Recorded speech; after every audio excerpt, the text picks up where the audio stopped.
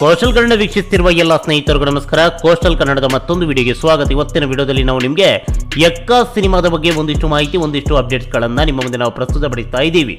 ಇದೇ ಶುಕ್ರವಾರದಂದು ಅಂದರೆ 18ನೇ ತಾರೀಕಿನಂದು ಯಕ್ಕ ಸಿನಿಮಾ ಕರ್ನಾಟಕ ರಾಜ್ಯಾದ್ಯಂತ ಏಕಕಾಲಕ್ಕೆ ತೆರೆಗೆ ಅಪ್ಪಳಿಸಲಿದೆ. ಹೀಗಿರಬೇಕಾದ್ರೆ ಈ ಸಿನಿಮಾದ ಬುಕ್ಕಿಂಗ್ ಈಗಾಗಲೇ ಓಪನ್ ಆಗಿದೆ. ರಾಜಧಾನಿ ಬೆಂಗಳೂರಿನ ವೀರಚಿತ್ರಮಂದಿರದಲ್ಲಿ ದಿನ 5 ಆಟಗಳಲ್ಲಿ ಈ ಸಿನಿಮಾ ಪ್ರದರ್ಶನ ಕಾಣಲಿದೆ.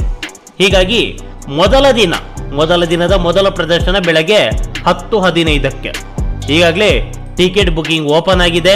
ಯಾವ ರೀತಿ ಈ ಸಿನಿಮಾಗೆ ರೆಸ್ಪಾನ್ಸ್ ಇದೆ ಅಂತ ನೋಡೋದಾದ್ರೆ ಈಗಾಗಲೇ ನೀವು ನೋಡ್ತಾ ಇದ್ದೀರಾ. ಮೇನ್ ಥಿಯೇಟರ್ ಇನ್ನೂ ಕೂಡ ಬುಕ್ಕಿಂಗ್ ಅನ್ನ ಓಪನ್ ಮಾಡಿಲ್ಲ. ಇದು ಮಾಗಡಿ ರಸ್ತೆ ವೀರಚಿತ್ರಮಂದಿರ. ಇಲ್ಲಿ 2 ಪರದೆಗಳಿವೆ. ಈ 2 ಪರದೆಗಳ ಪೈಕಿ ದೊಡ್ಡ ಪರದೆಯಲ್ಲಿ ದೊಡ್ಡ ಆಡಿಟೋರಿಯಂ ಏನಿದೆ, ಈ ದೊಡ್ಡ ಆಡಿಟೋರಿಯಂನಲ್ಲಿ ಈಗಾಗಲೇ ಟಿಕೆಟ್ ಯಾವ ರೀತಿ ಬುಕ್ಕಿಂಗ್ ಆಗಿದೆ ಅನ್ನೋದನ್ನ ನೋಡ್ತಾ ಇದ್ದೀರಾ. ಮುಂಭಾಗದಲ್ಲಷ್ಟೇ, ದ್ವಿತೀಯ ದರ್ಜೆಯ ಮುಂಭಾಗದಲ್ಲಷ್ಟೇ ಇಲ್ಲಿ ಖಾಲಿ ಇರೋದು.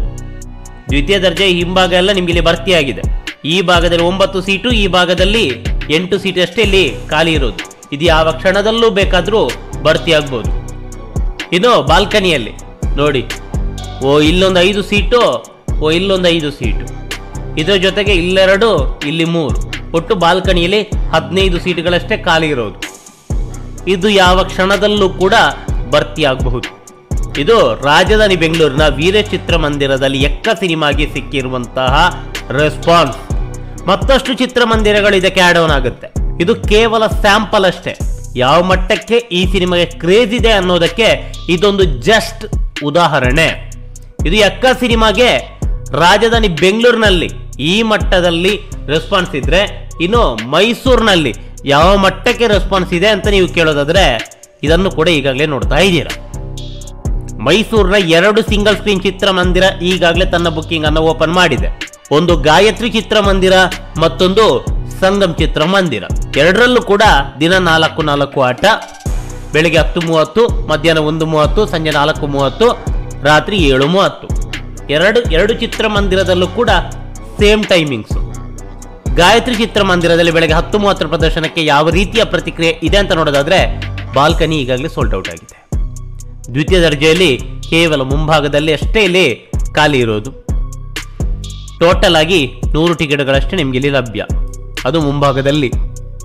ಯಾಕಂತ ಹೇಳಿದ್ರೆ ಒಂದೊಂದು ರೋ ಅಲ್ಲಿ 25 ಸೀಟ್ ಇದೆ, ಅಲ್ಲೇ ಆಯ್ತಲ್ಲ 3 ರೋ ಇಲ್ಲಿ ಖಾಲಿ ಇರೋದು. ಅದ್ರ ಜೊತೆಗೆ ಒಂದಿಷ್ಟು ಮಧ್ಯ. ಇನ್ನು ಮತ್ತೊಂದು ಸಂಗಮ್ ಚಿತ್ರಮಂದಿರ, ಇಲ್ಲೂ ಕೂಡ ಬೆಳಗ್ಗೆ 10:30 ಪ್ರದರ್ಶನ. ಇಲ್ಲಿ ಫಾಸ್ಟ್ ಫೀಲಿಂಗ್ ತೋರಿಸ್ತಾ ಇದೆ. ಮುಂಭಾಗದಲ್ಲಿ ಖಾಲಿ ಇದೆ, ಅದು ಒಂದಿಷ್ಟು ರೋಗಳಷ್ಟೇ. ಬಾಲ್ಕನಿ ಕೇವಲ 2 ಟಿಕೆಟ್ಗಳು ಲಭ್ಯ. ಗಾಯತ್ರಿ ಚಿತ್ರಮಂದಿರದಲ್ಲಿ ಬಾಲ್ಕನಿ ಟಿಕೆಟ್ ಇಲ್ಲ, ಆದ್ರೆ ಸಂಗಮ್ ಚಿತ್ರಮಂದಿರದ 2 ಟಿಕೆಟ್.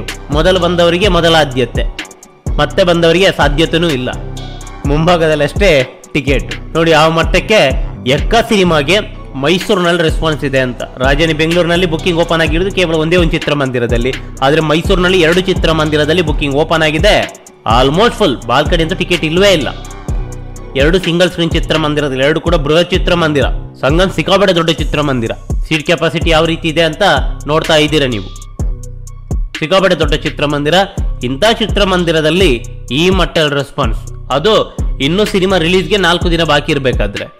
ರಿಲೀಸ್ನ ದಿನವಂತೂ ಜಾತ್ರೆ ಅಂತ ಅನ್ಸುತ್ತೆ. ಎಲ್ಲೂ ಕೂಡ ಟಿಕೆಟ್ ಸಿಗೋದು ಅನುಮಾನ. ಆರಂಭದಿಂದಲೇ ಒಳ್ಳೆ ಪ್ರತಿಕ್ರಿಯೆ ಈ ಸಿನಿಮಾಗಿತ್ತು. ಈ ಸಿನಿಮಾದಲ್ಲಿ ನಾಯಕ ನಟನಾಗಿ ಯುವರಾಜ್ ಕುಮಾರ್ ಅವರಿಗೆ ಜೋಡಿಯಾಗಿ ಸಂಪದ, ಸಂಜನಾ ಆನಂದ್ ಅಭಿನಯಿಸಿದ್ದಾರೆ.